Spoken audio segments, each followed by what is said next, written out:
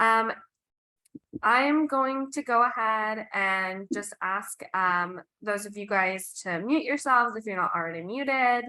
And I'm going to just kind of go through a little bit of housekeeping.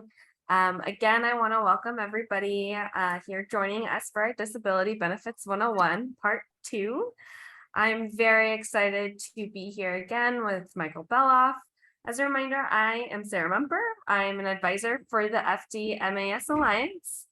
And I would love to start us off again, like I said, with some housekeeping.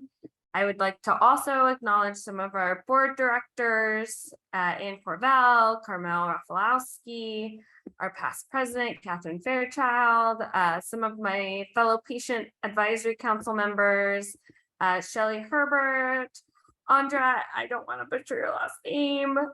If you want to unmute yourself real quick, you're welcome to introduce yourself. Yeah, it's Andre. It's basically Andre. like my first name, but Perfect. the E at the end. Yeah, Andre. Thanks, Sarah. It's nice to see some of our patient advocacy council members joining. We are being slowly introduced on our Instagram page, so feel free to check that out as well. And we do have a page on the site, so you can meet all of us virtually. We will be recording and sharing today's program just like we were for the first one, and the recording will go out afterwards for anyone to access it freely. So if you have friends that you told or mentioned to, share that link out. We also have Bethany Jackson, I don't want to forget her as well, who is also on our patient advisory council members. We have collected some questions ahead of time via registration form, just like before, but we will also have some time at the end of this to answer any questions that come up during the presentation itself. And if you find yourself having some questions as Michael is kind of presenting, feel free to put it in the chat. You can put it directly to me if you're not comfortable sharing it for the larger group.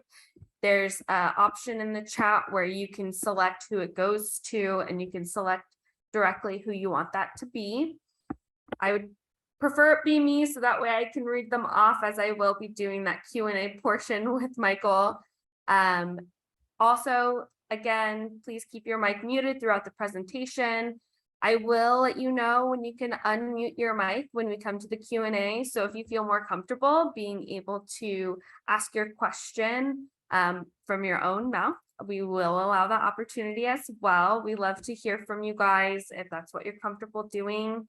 And then at the closeout, we would just really appreciate if you would complete the 3-minute post-webinar survey. It really doesn't take even the 3 minutes. We just want to get a little bit of feedback, your thoughts, your comments on how you felt this went, what more you would like to learn that will help impact how we move forward with our programs.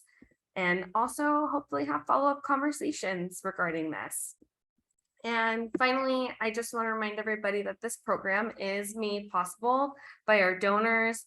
Huge thanks to Global Genes for making this possible. The FD-MAS Alliance is a recipient of the Financial Advocacy in the Rare Impact Grant, sponsored by Global Genes. And thanks to this award, Disability Benefits 101, Part 1 and 2 is made possible. And again, as part of the patient advisory and a member of the FDA-MAS community, I am so excited, especially for today's topic, as I myself am somebody living with a physical disability and in the workforce. I know that we will be touching on that subject today. And with that being said, I would love to introduce our speaker, give you guys a little bit of info regarding who he is if you missed it the first go around. Michael Beloff is a wealth advisor at Belvedere Wealth Partners. Inspired by his son with autism, Michael has become a chartered special needs consultant with extensive training and continuing education on the complex topics, in particular challenges of caring for a dependent with special needs, including the constant changes in federal and state laws. Michael's expertise and the abilities to educate and empower has made him a noted speaker on the topic of special needs and disability planning at both the national and local venues. With that said, I'm going to turn it over to you, Michael, and I'm going to mute myself. So if you guys would like to take a look at the presentation and listen to him, again, remember questions, you can direct them to me. Thanks so much, and I'll turn it to you, Michael. Thanks, Sarah. And I want to thank everyone at the FDMAS Alliance for sponsoring this. This is kind of part two to our disability workshop. Last week, we talked about kind of the basics of disability benefits, SSI, SSDI, Medicaid, Medicare, and so forth. And so if you're watching this on tape, watch that one first so you have the basic understanding as well. We're not going to go through the basics of each benefit.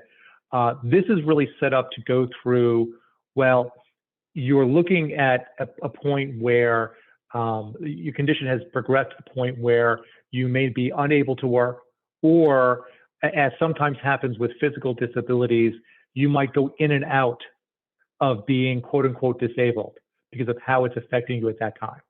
So we're going to talk about what happens if you have qualified for disability benefits and you want to go back to work, and what happens and what's being put in place. As I mentioned, I am a financial professional, so I'm required to put this disclosure up for a couple of seconds, and we'll move on. And I think when you're looking at being on certain disability benefits and thinking of going back to work or looking to work for the first time, I think it's important to keep in mind what's important to you.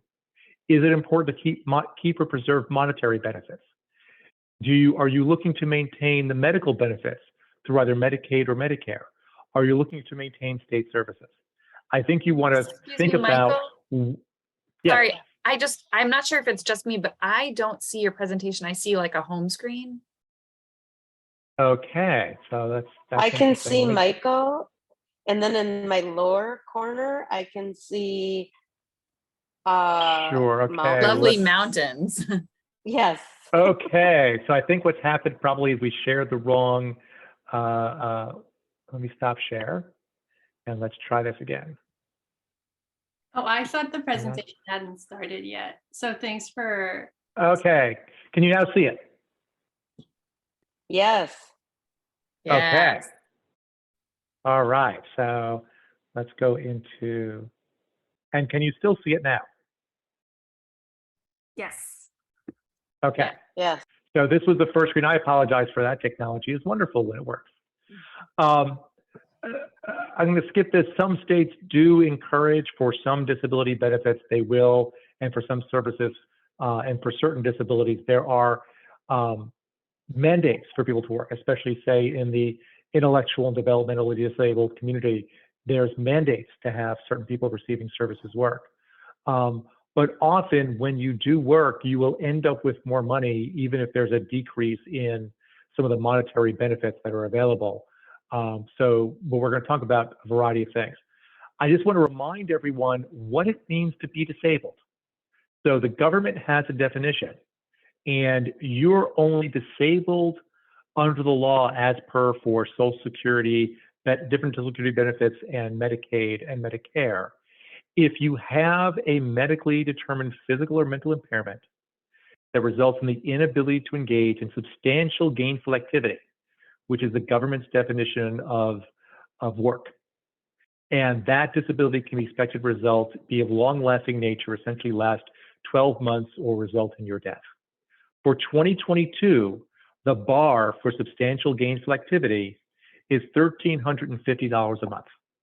That is what the federal government will use to determine if you are disabled enough to receive federal and state benefits based on disability. For those of you who are working and have a private disability policy, there are different definitions for being disabled based on your group disability policy, or if you had one before diagnosis, a private disability policy. Through those policies, they may use different definitions than the federal government will use. Sometimes they'll talk about either own occupation or any occupation. And again, this is just for private or group long-term disability policies. Generally, for your own occupation, it means that you're unable to perform the duties of your obligation due to the injury or sickness. Oftentimes, private disability policies will only use the own occupation for the first 24 months of disability. After that, some, but not all, private and group disability policies will use an any occupation after a certain period of time. And so you should, if you're working and you have access to a group disability policy, it would behoove you to get a copy of something called the summary plan description, which will give you the parameters of that disability policy as to what qualifies you to continue getting the monthly payment under that policy. For some, but not all group policies, if you are disabled enough to work a little bit, but maybe not do your old job, they may not continue to pay out the full disability amount. And so it's too complicated because so many disability policies are different from a private standpoint. But given the progressive nature of the condition that many of you face, understanding what that group policy is, when it pays out, and for how long will be very, very important. This is something new that we didn't discuss last time, but I wanted to bring it up based on some of the feedback from the meeting last week. So we're going to talk about the effects of working on a variety of benefits, and then at the end, talk about strategies for working while you're on benefits, so things that can minimize the impact of earned income and things to keep aware of. So first, we're going to talk about the effect of working on supplemental security income.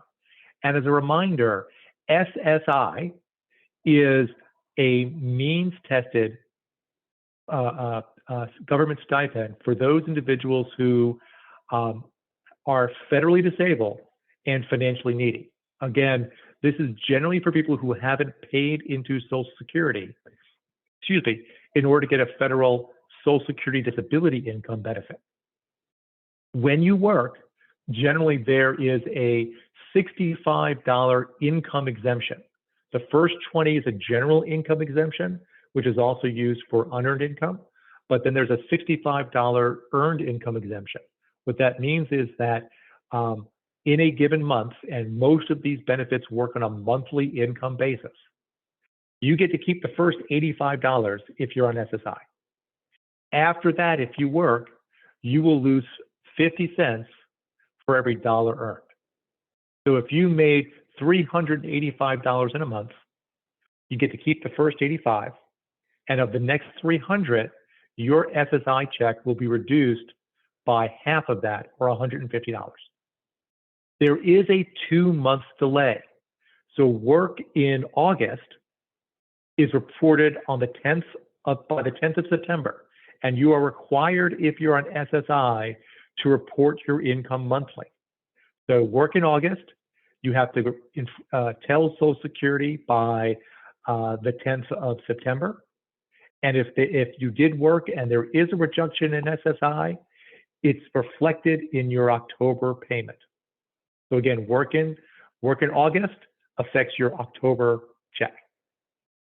In addition, in most states, if you're on SSI, you also qualify for Medicaid. As long as you're receiving at least $1 of SSI, your Medicaid will be in place. If your SSI is ever reduced to 0 because of the effect of working, Medicaid may be jeopardized, but there are programs to allow people who work to keep Medicaid. Here's an example of the effect of work on SSI. Again, for 2022, the maximum SSI is $841. Let's say this individual's earnings for the month, this is before taxes, was $931. You subtract $85 for the general and earned income exemption. That means your countable income is $846. You divide that by 2, and that 423 is the reduction of your SSI. You report that by the 10th of the month, and then you receive your full SSI check minus the earned income. In this case, would be $418 would be the check that you'd receive 2 months later. If you're on SSI, while SSI will always go down when you work, you still end up with more money. And generally, even if you're on SSI, you are financially better off if you work. Again, this will be, you can look at it, I'll leave this up for a little bit. Here's some additional examples of different levels of income and the effect of SSI for those individual months. I'm not going to go through it in great detail. For those of you who are working, most likely you will be on SSDI rather than SSI because of the low income and asset levels. This may be more impactful for individuals who are aging out of a school district and going to work for the same time for the first time and have not fully paid into the Social Security system in order to get an SSDI benefit. Keep in mind, as we talked about last week, in order to get an SSI benefit, you have to have countable resources under $2,000. And that may not be, especially if you're married, where if you're married, the resource level goes up to a whopping $3,000. Many people who are married are generally not going to get SSI because if your spouse works, most likely you're above the income level for the family. As a reminder, SSI should be reported monthly to Social Security. In addition, the income for SSI is when you get paid, not when you earn the money. So there could be challenges with SSI if you get paid weekly. Most months you get 4 paychecks, but some months you get 5 paychecks, and that can affect the benefit because of that pushing you over the limits. You can report income either by calling or writing your local Social Security office. There is a 800 phone number. There is a SSI wage reporting smartphone app, or you can use the My Social Security website to report your income. If you're also on Medicaid, you may also need to report your income to the state Medicaid agency. And you should check, because Medicaid changes from state to state, you should check with your state Medicaid agency as to how you should be reporting your income to them for Medicaid purposes. Now we're going to go to the effect of working on Medicaid. Now, as a reminder, Medicaid is a joint federal program. So Medicaid will change from state to state. And it's important, because there are 50 states, to check with your state as to Medicaid eligibility. In most states, if you're receiving at least $1 of SSI, then you are eligible for Medicaid in that state. Again, Medicaid provides, for the most part, basic medical coverage, but it also provides durable medical equipment, including wheelchairs.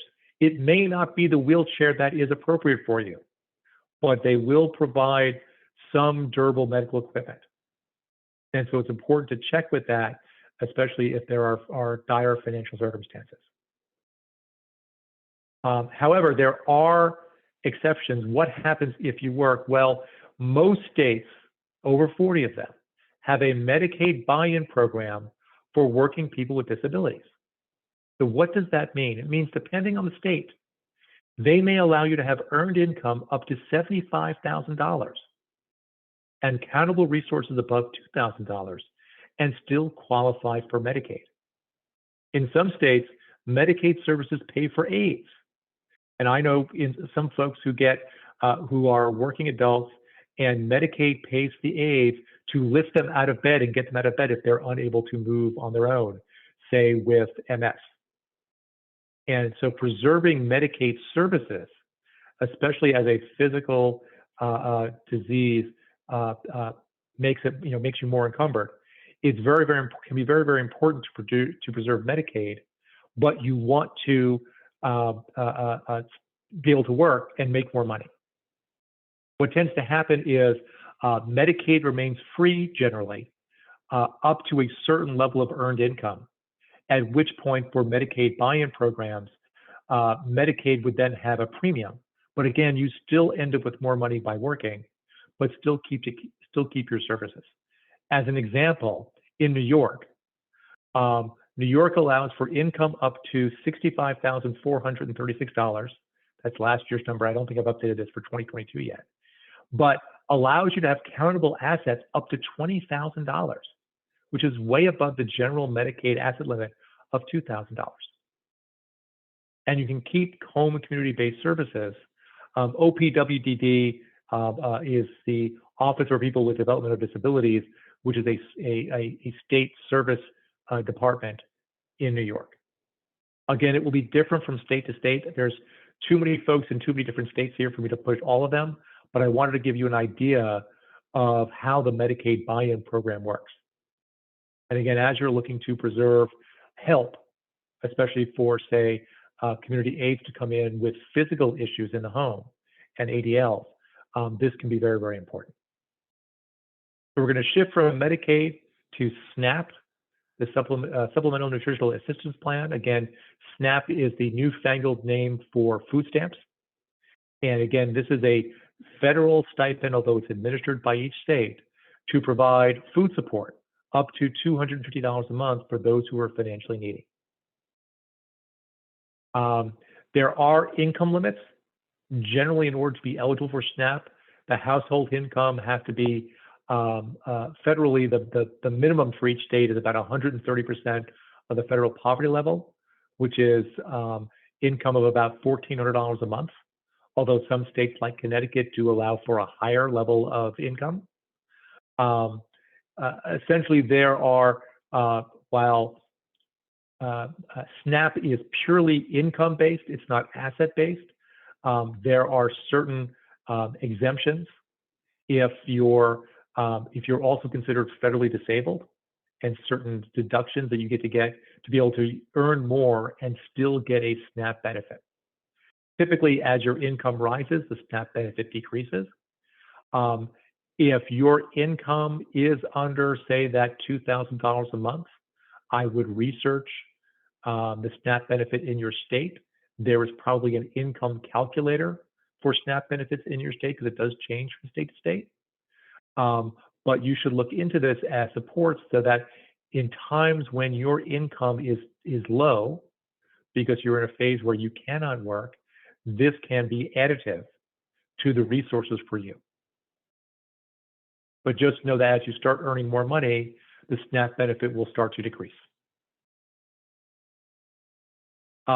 Here is an example in Connecticut. I'm not going to go through the rigorous nature of it, but it goes through, say, if you were living in Connecticut, how you figure out, based on your earned income, deductions, and deductions for SNAP if you're disabled include rent over a certain amount of money.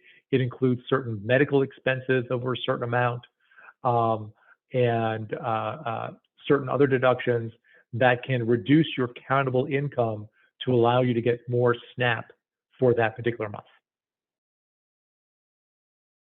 For those of you lucky enough to get a low-income housing voucher, which might be either a Section 8 housing voucher or an affordable housing apartment, income does affect those vouchers as well.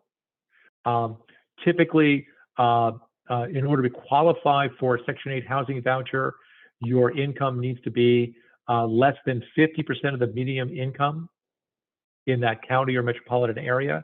That's for the family. So if you're married, that would also include your spouse. For example, and again, if you live in a high cost area, say like I live in the Fairfield County, Connecticut area, 50% of the median income in my area is $50,000. And so you can make up to $50,000 and qualify for affordable housing. It may be different and probably will be different in your area, but typically affordable housing programs do not have an asset test. They only have income tests. And so again, as you're looking to manage resources, if you should research whether you're eligible for affordable housing or for Section 8 housing vouchers in your area, be familiar with what the income limits are, and use that to your advantage if you qualify. So we're going to move on to one, which I think is probably of the most interest to folks, is what happens if you become disabled under the law and you've worked and receiving a Social Security disability income benefit, and you want to try to go back to work, or what happens if you work a little bit? Excuse me. So as a reminder, Social Security disability income is a social insurance program for people who meet the federal definition of disability. And while generally you need 40 quarters, 10 years of working to qualify for an SSDI benefit, those numbers are less if you become disabled under the law before the age of 30. So let's go through how you can qualify for an SSDI benefit.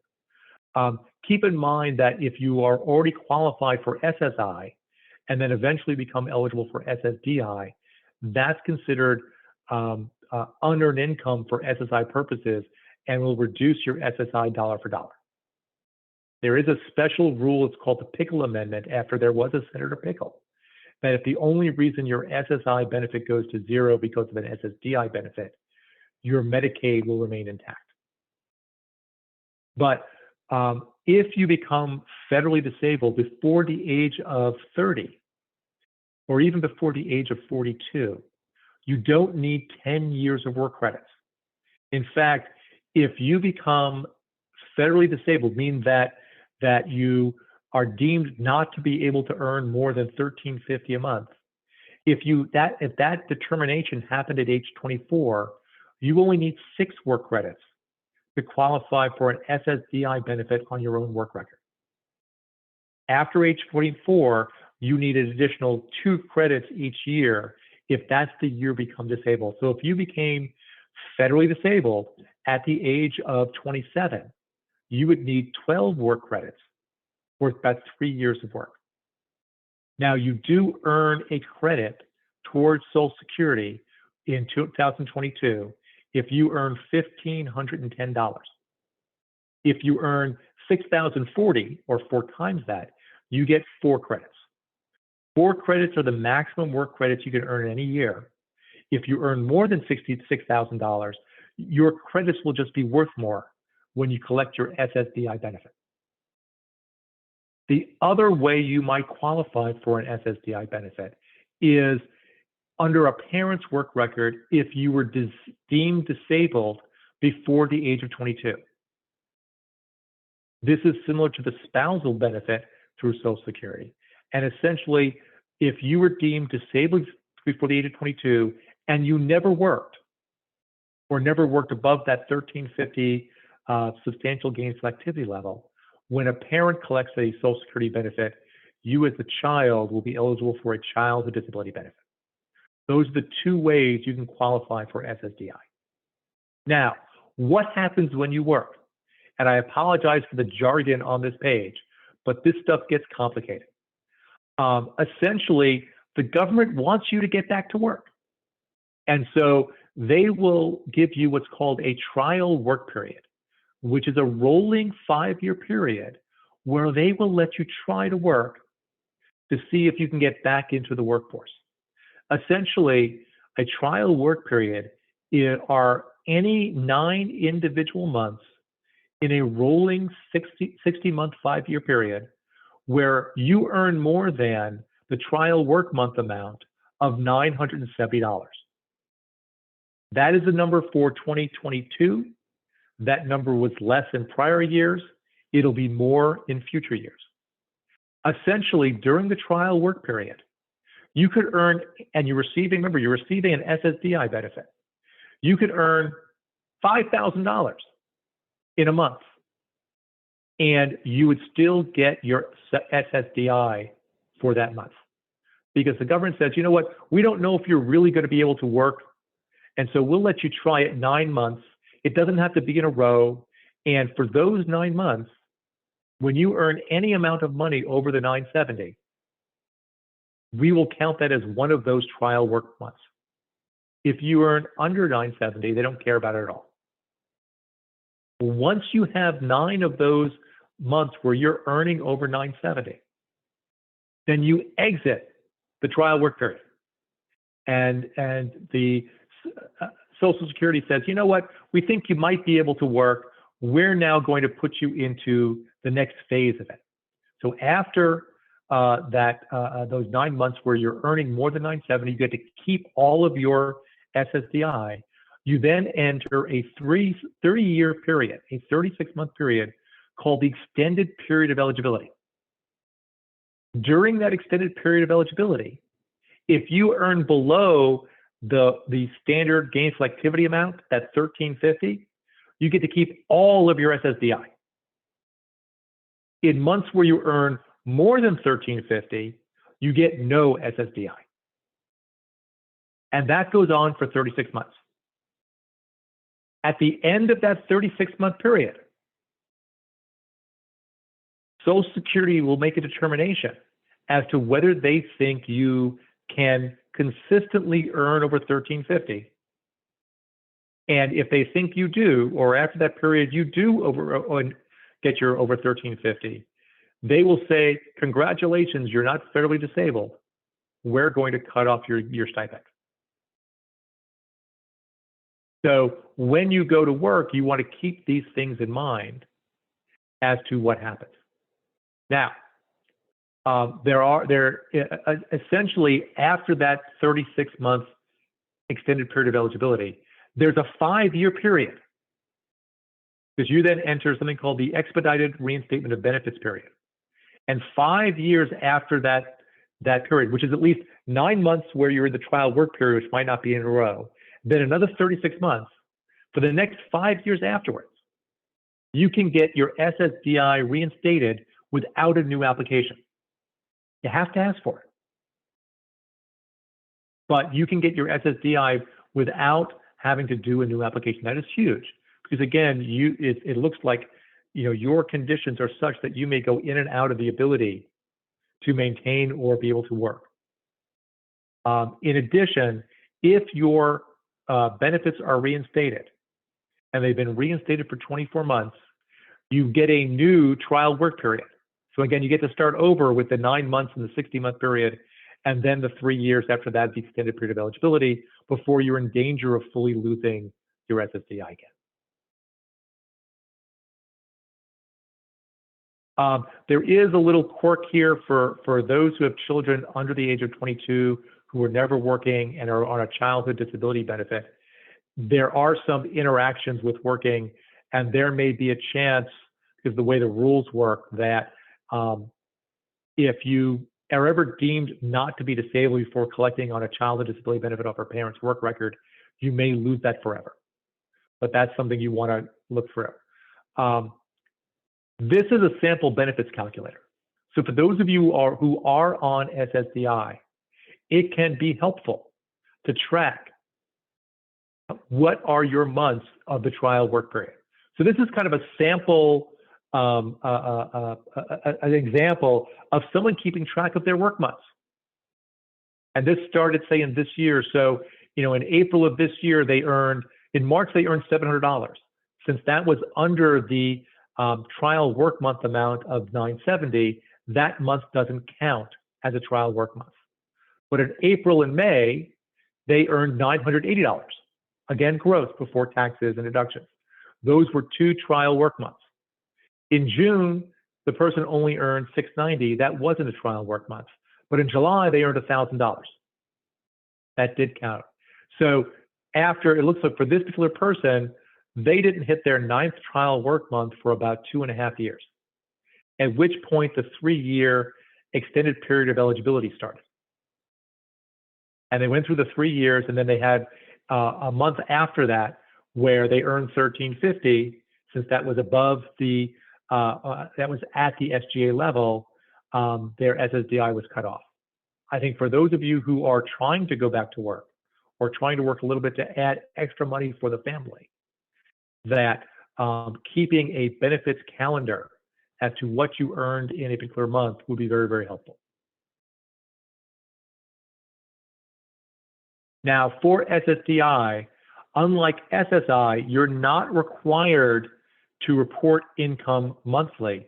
you're only required to report promptly, which means that you can report wages up to 24 months in arrears.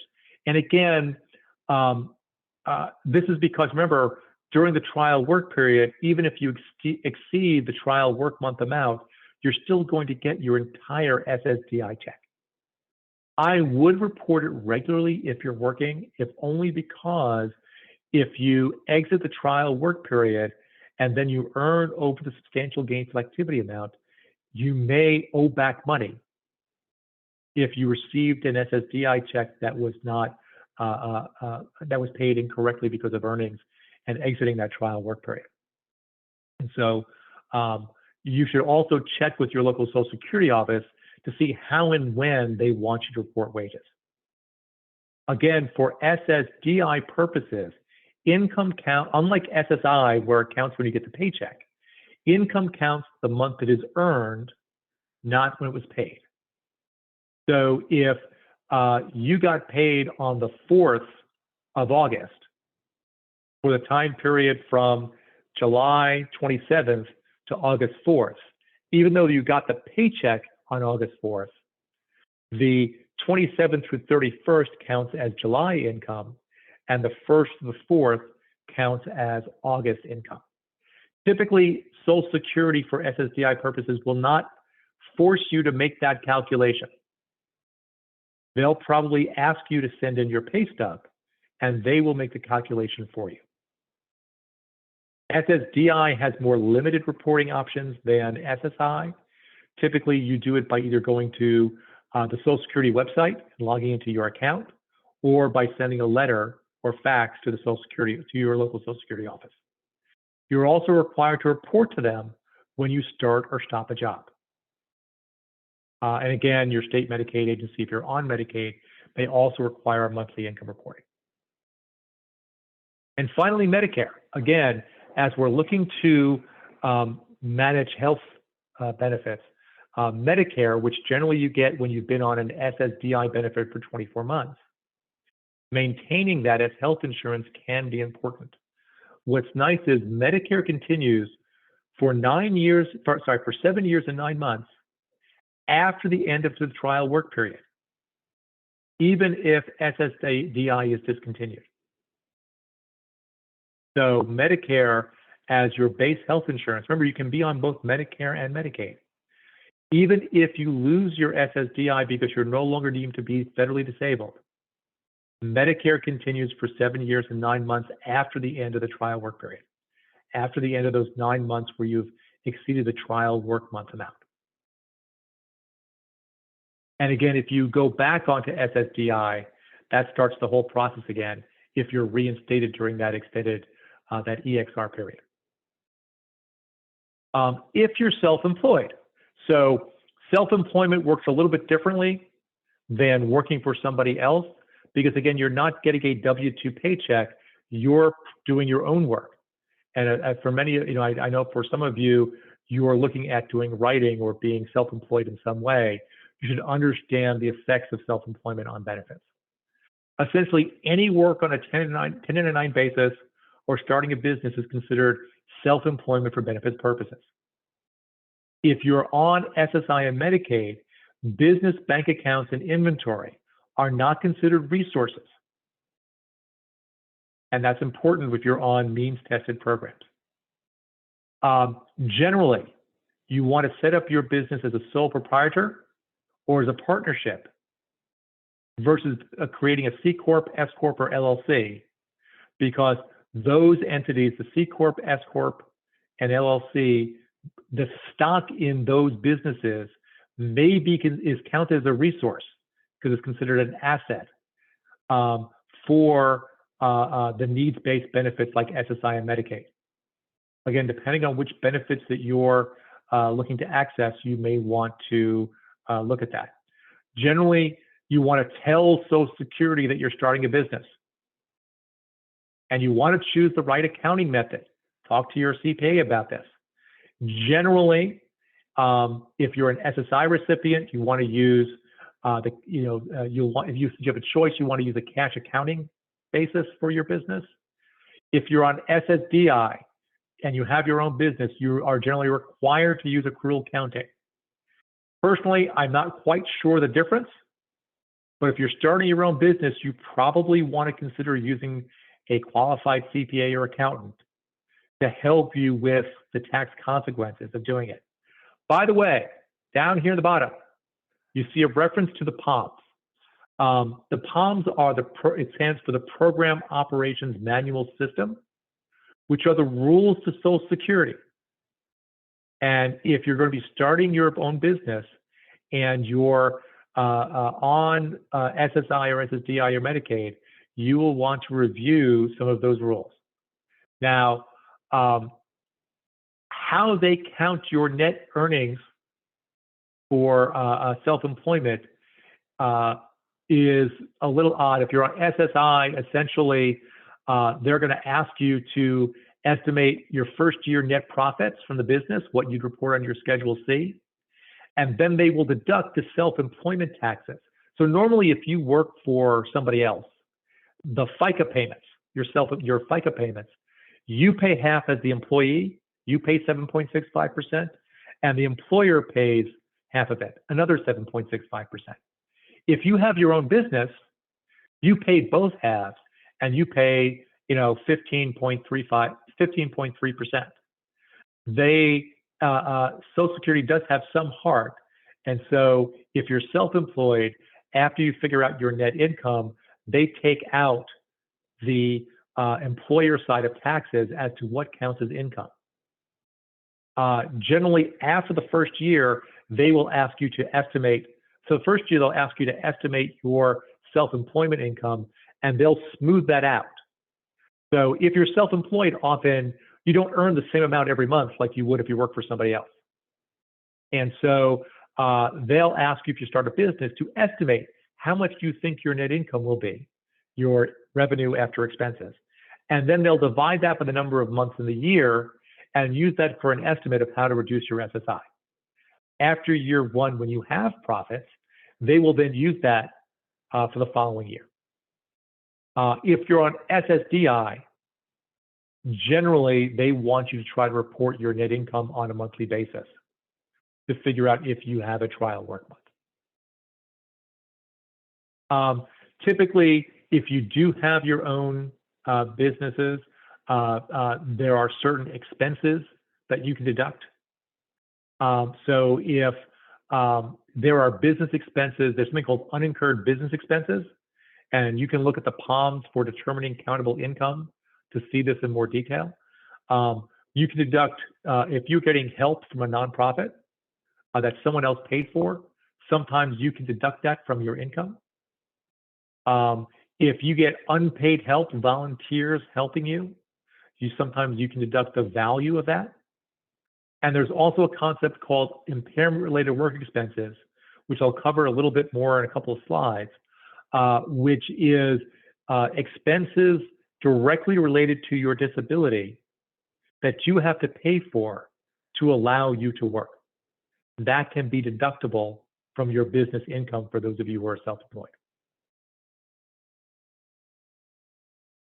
Generally, just as best practices, you should use a separate business bank account and deposit all income attributable to business in that account. That's especially true if you're on SSI and Medicaid, because the separate business bank account won't count as a resource.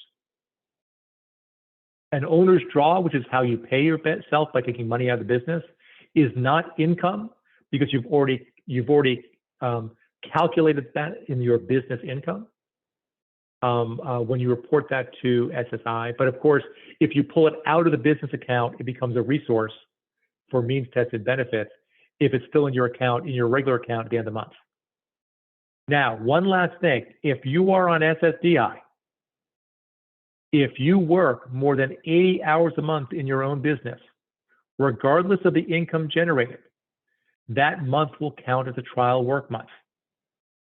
So if you have your own business and are on SSDI, you want to say you're working less than 80 hours on that business.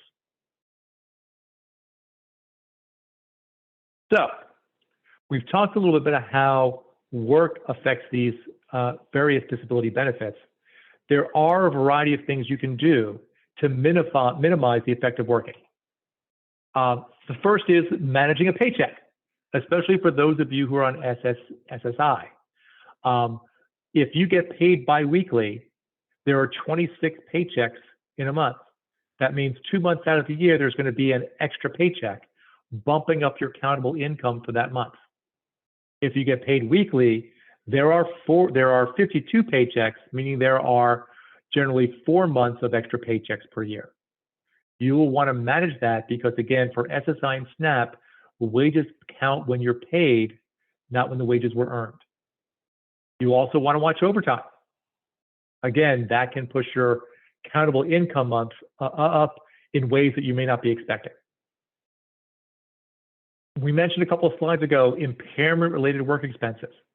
Again, these are expenses you incur related to special equipment, training, anything directly related to your ability to perform your work with your impairment.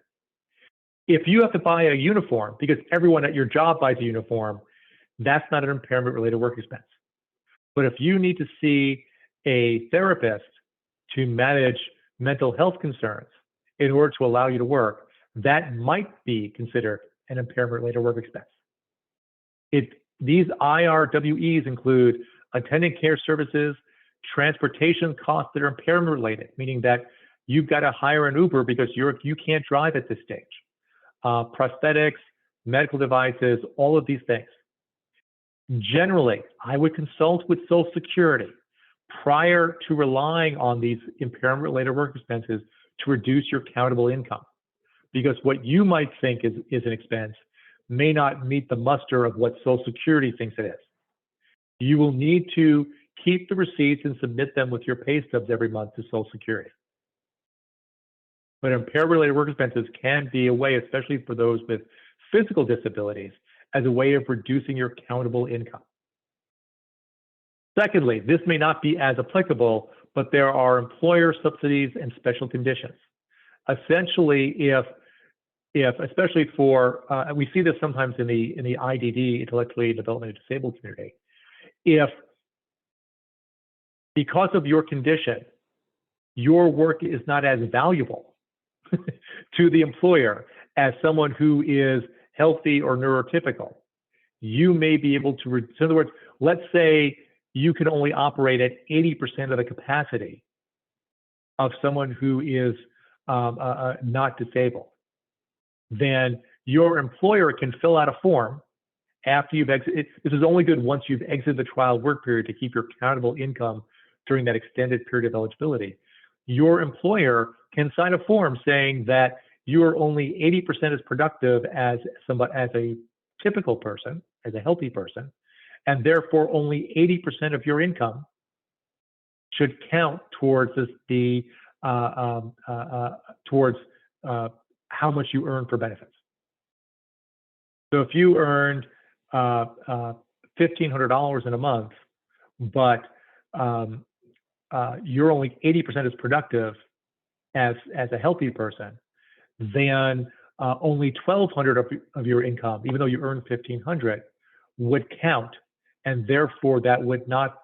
You would then keep your SSDI benefit because you earned under the 1350 substantial gainful activity. In addition, if there are on-site coaching, that may also reduce countable wages. There is a great toolkit. It's the at that website address down there to give you more examples of how different employer subsidies and special conditions that might reduce your countable income. ABLE accounts. This will not reduce the income, but an ABLE account might be able to reduce your countable resources if you're on SSI or Medicaid. It is generally only available to individuals who are disabled, are federally disabled before the age of 26, but as a way to shift money legally from a pocket that counts against you for needs-based benefits to a bucket that doesn't count against you for needs-based benefits. Generally, you can put in there, you can contribute up to $16,000 a year from all sources, both you and family and friends, into an ABLE account. But if you work, the individual is able to put another $13,590 into an ABLE account in this year. And again, this is money for you to use for something called qualified disability expenses, which are broadly defined, and to put money in a bucket that doesn't count against Medicaid and SSI limits. That's it. I managed to stay under an hour, which is pretty good for me.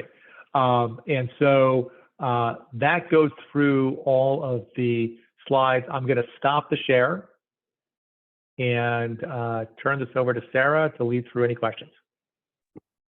Awesome. Thank you so much.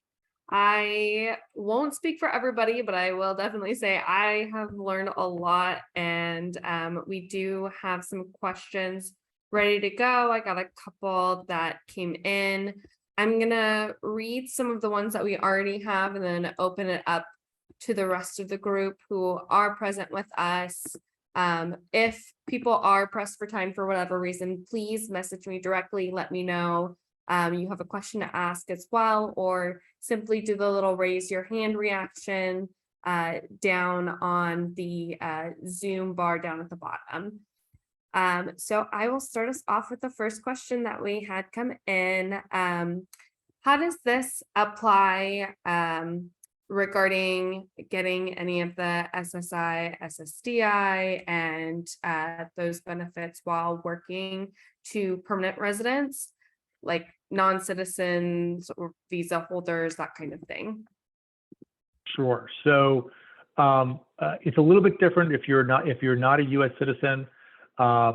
Typically, in order to get SSI or SSDI benefits, you have to be working in the United States for at least 5 years in order to qualify for either SSI or SSDI benefits. After that time, it would be the regular qualifications. So for SSDI, not only to be here working for 5 years, but you would also have to meet the number of work credits based on the age when you're applying for the disability benefits through Social Security. Again, if you're, I think it was if you were 27, you would have had to have 12 work credits to qualify for the SSDI benefit on your own work record. Similarly for SSI, which doesn't require a work record, you would just have to meet the federal definition of disability and meet the asset and income test. How impactful does the disorder have to be for like you to be considered disabled? Is that something that's different state to state? Is there a federal guideline as to what constitutes you as disabled? Sure, and it's a great question. So for SSI and SSDI purposes, the bar is federal. So there's only one definition, and again, it's broad in that it's based on that you have a condition that prevents you from working. So the proof is you would have to prove to Social Security that because of your medical condition, you are incapable of earning more than this year, $13.50 a month. That amount changes every year a little bit with inflation, but that's only about $15,000 a year. If you're capable of earning more than that, even if you're not currently earning it, then you will not be considered disabled under the law. You will need to most likely have a doctor's note, basically you'll want a doctor's report. That's what they're going to use for medical conditions, stating, because of how it affects you, that you are incapable of working. Note that if you are lucky enough to currently work for a company that has a group disability policy, the definition that on the disability policy may be different from the federal definition, which is why you want to get a copy of that summary plan description from your HR department to understand your ability to collect on that policy as your condition progresses. And with that as well, just being considered disabled, if you do get considered disabled, but you prove that you can work a little bit, there any specific terminology when talking with your doctor to make sure that they avoid so it doesn't impede on the benefits that you are currently receiving? So Sarah, that's kind of two different parts. So the first is, as someone who's not a practicing attorney, I can't tell you specifically what language your doctor should put in the report so that it'll be easier to convince Social Security that you're disabled. More On of the other a hand- attorney question for that piece of it. Correct. I mean, you Got it. generally don't need an attorney to apply for Social Security the first time. Most people who go through the application process do not employ an attorney the first time. If you are rejected, then there are attorneys who will help you with the appeal. The other part of your question, what more had to do with working after you have the disability. In other words, if you're still working but want to apply for disability, if you're currently making more than $13.50 a month, they're not going to qualify you because you've proven you can earn more than $13.50. It's only once you're earning less than that on a regular basis that you should even consider applying for federal disability consideration. Because if you're earning $2,000 a month, by law, you're not disabled because you're earning more than the $13.50. I did have a follow-up question that came up while you were discussing that as well, because you did mention when applying for SSDI, do you not, or when you apply, can you not be working currently to be able to apply for SSDI to show that you are within that qualification range? Or is it you do, like you can, like you said, be earning less than the $13.50 to be able to still apply to try to get SSDI? It's hard because a lot of these rules were set up very, very long ago before, say, the gig economy. So the government assumes that you're working on a salary and therefore you'd be making the same amount of money every month if you were still doing your job. Whereas many people today are working hourly or they have their own businesses where income can fluctuate very much from month to month. I think the key is if you're consistently earning more than $13.50 a month today, then you will not be considered disabled under the law. If you're now consistently earning under $13.50, then that helps you prove that you're incapable of earning more than that. Got it. And keep in mind that when you do apply, it sets a line. So let's say in September, that's the first month that you are earning only $1,000 because the nature of the condition has progressed. You can apply in the month of September. It may take months to years before Social Security actually gets around to declaring you either disabled or not disabled based on that. At that point, they will pay you all the back disability to the date of your application, which may be several thousands of dollars, tens of thousands of dollars. That can be challenging because if you're then not working, how do you survive in the interim? Knowing that your condition has progressed to the point where you will not be able to earn more would be when you want to apply. Because if you then wait till you earn $1,000 in September, $1,000 in October, $1,000 in November, if you don't apply to December, they're not going to go back to September. They're going to do it from December on. And so in managing this and figuring what you can and can't do, that's maybe how you structure when you choose to apply. No, that's so helpful. Leaning into that as well, and you may have answered part of this a little bit. If a person was considered disabled for fibrous dysplasia for over 2 years, does SSDI tell the applicant specific reasons as to why or why not that they were approved? And in regards to filing appeals, or is that, like you said, once you apply for it initially and you get denied, you have to go through the appeal process?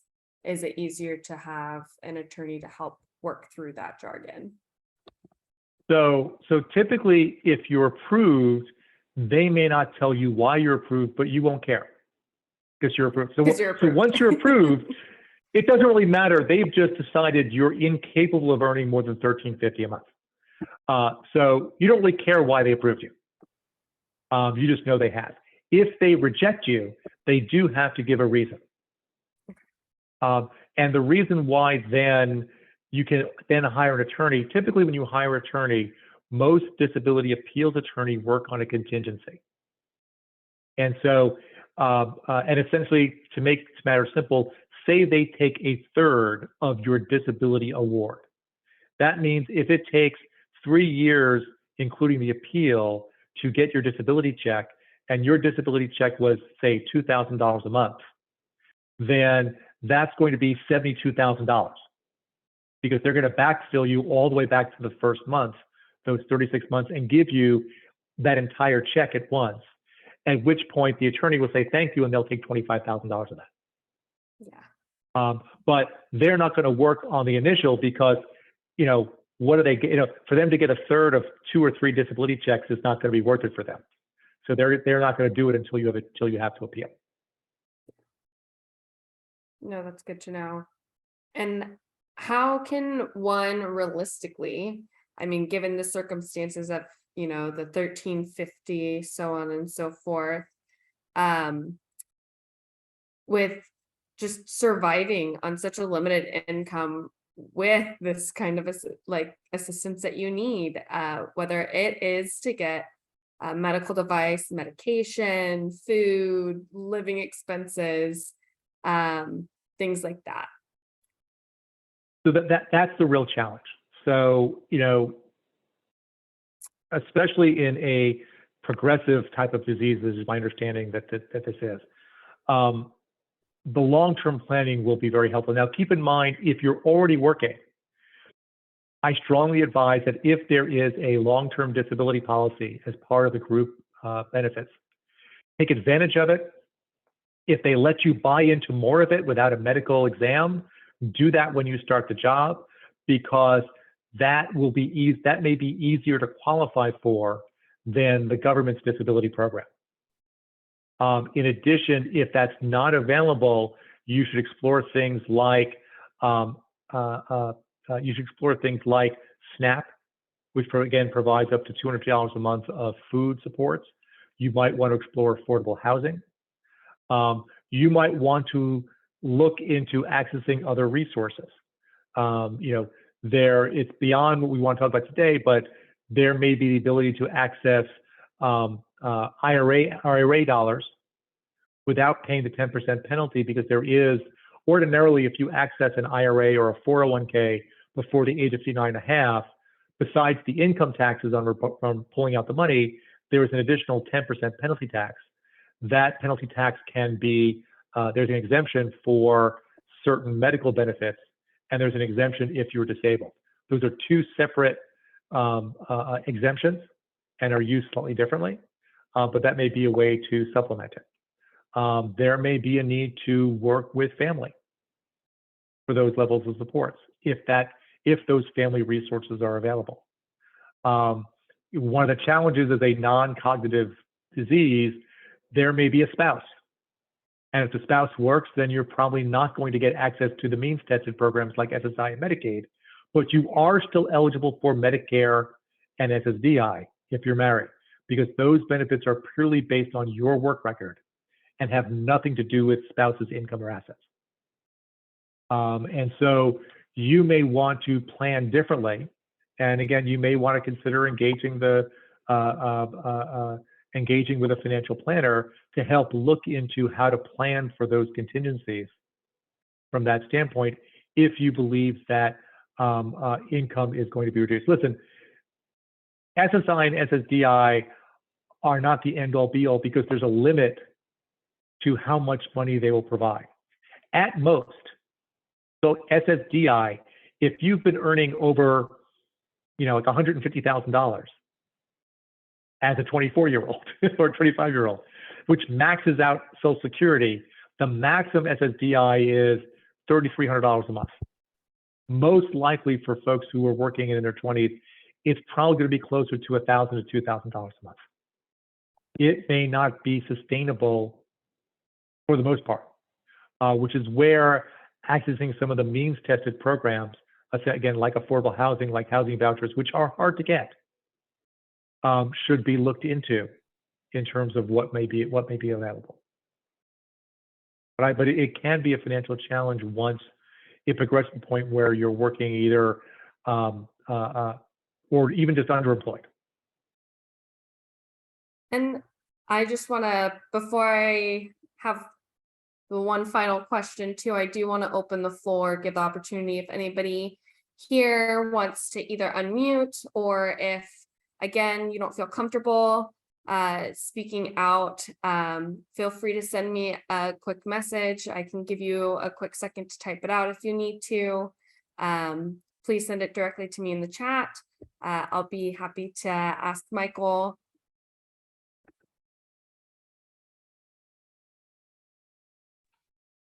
I sent you a couple of questions, Sarah. Perfect. Yep. And your questions line up wonderfully with my last one as well. Great. So if there's not any other questions, I'd like to ask the final one for you, Michael. And this might be a little bit of a loaded question because of, from what you mentioned from your previous talk about how this hasn't even been evaluated for years with the benefits. Is there anyone or groups trying to lobby to increase these benefits? And personally, how can we ourselves get involved with that for ourselves and for our community, especially with, you know, those of us who do want a well-rounded life of getting married or feeling a sense of independence, not having to be reliant on somebody else. What can we do to lobby for ourselves and advocate for our community to increase these benefits? Sure. So from a means-tested standpoint, for those who have never worked, and as a reminder for those of you who weren't here the last time, some of the numbers like the ability to earn only $85 before SSI starts getting reduced, that number hasn't changed since the 70s. Over the last couple of years, there has been something called the SSI Restoration Act that's been introduced to Congress the last couple of years but has not passed to increase the asset and income levels for SSI and Medicaid. So for instance, one thing it would do would raise the asset limit, the resource test from $2,000 to $10,000. In addition, it would increase the amount you can earn from before they start cutting things out from the current $85 to about $400 a month. And so if you think you're going to access that before SSI starts getting reduced by working.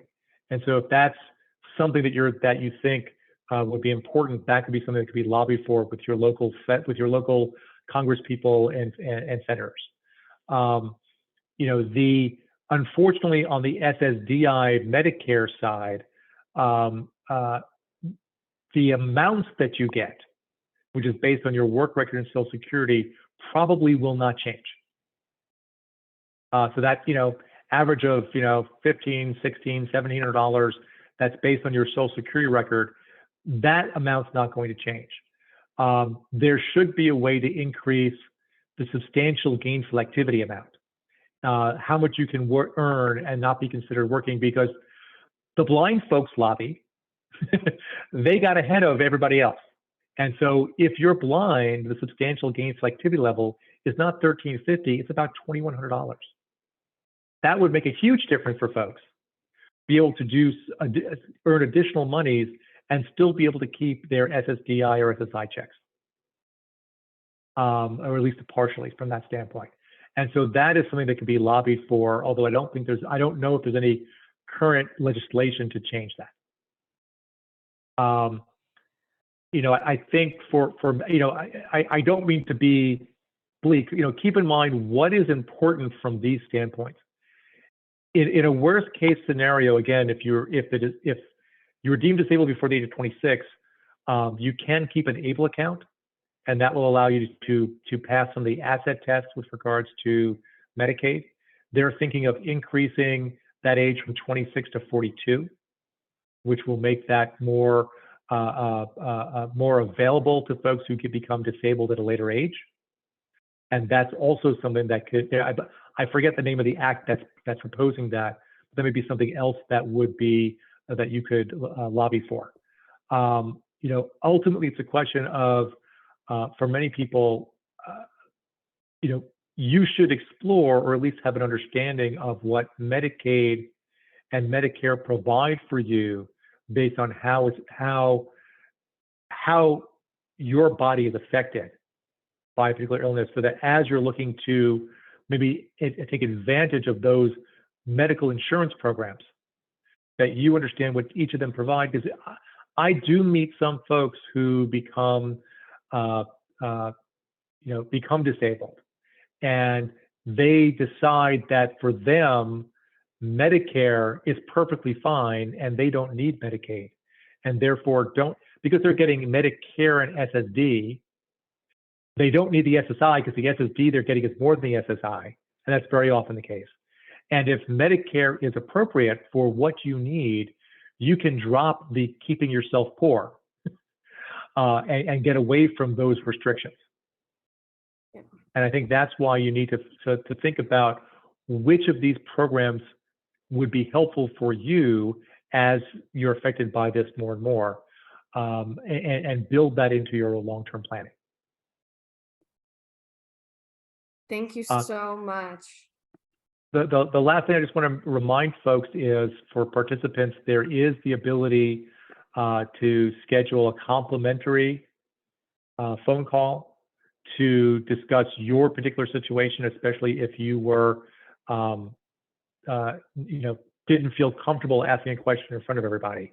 And that information will be provided by the FDMA Alliance. Yes, thank you, Michael. I know that I signed up to do it, so I'm very excited to be able to utilize your expertise a lot more. I strongly encourage everybody else to as well, those who are here joining us and those who will be watching this recording. We will share the links and information, not just here in our chats, but also in our post email that we will be sending out. Again, thank you so much, Michael, for everything that you've provided for our group and community. It's just been such a pleasure being able to do this with you. And I myself learning so much as a 26-year-old woman who's disabled and working and trying to, find my place in this world just as much as everybody else here. And I'm sure a lot of families who are raising children are finding a lot of insight and so much help to know that there are resources out there for their children as they are growing up. And again, I want to thank our participants for your guys' engagement, your amazing questions. Without you guys, I wouldn't be able to do this part of for myself, to just speaking out to you guys. And then again, a special thanks to the Global Genes for the financial advocacy and rare impact grant. We will be again creating a financial literacy resource page on the website, so continue being on the lookout for that. We will be putting out that information once that has been finalized, and hopefully we can have more conversations like this, important conversations, more further discussions as well, and more action items when it comes to lobbying for ourselves. Maybe that can be our next step together. And again, we will be putting the information for our feedback survey. Please take a quick moment to be able to fill that out. That information is so helpful in navigating both the education piece as well as knowing what you guys want to hear, more information that we should be diving into. And so please take a moment to let us know what you guys think. If you have further questions, you can reach out to info@fibrous-dysplasia. Did somebody else want to say something? I did. I just had one thing to follow up Oh, yeah. on. Just in regards to, we have to advocate for ourselves. And I think that question in regards to, um, you know, I guess Michael said that the blind were ahead of us in their resources and stuff like that. I think it is so important that we lobby and start lobbying for that now, and that we don't wait. And I at 55 wish I would have lobbied for that at 25. And because who knows how many years it would take for that to happen. So parents thinking for their children and their children's future, and Sarah, you at your age thinking of when the day comes when you may not be able to work, if that would ever happen, Yeah. to lobby for that now, I think is another really key thing to piggyback onto this. Very much so. So that's all I wanted to say. Absolutely. I will 100% agree with that, Shelley. I know that I've learned a lot from other patients and their families throughout my diagnosis and finding resources. And I think that's an amazing segue for us to be able to take as we learn that we have to be our own advocates for both our community, and perhaps learning, like Michael said, now I know I'm going to be researching Right. how they were able to increase that and how can we take those same steps for ourselves. So I am open to that, and I know that we at the FDMAS Alliance would love that kind of feedback as well. So if people could please share, especially in that survey. I can't emphasize that enough, how beneficial those resources and information and feedback will be for just moving forward and taking those steps.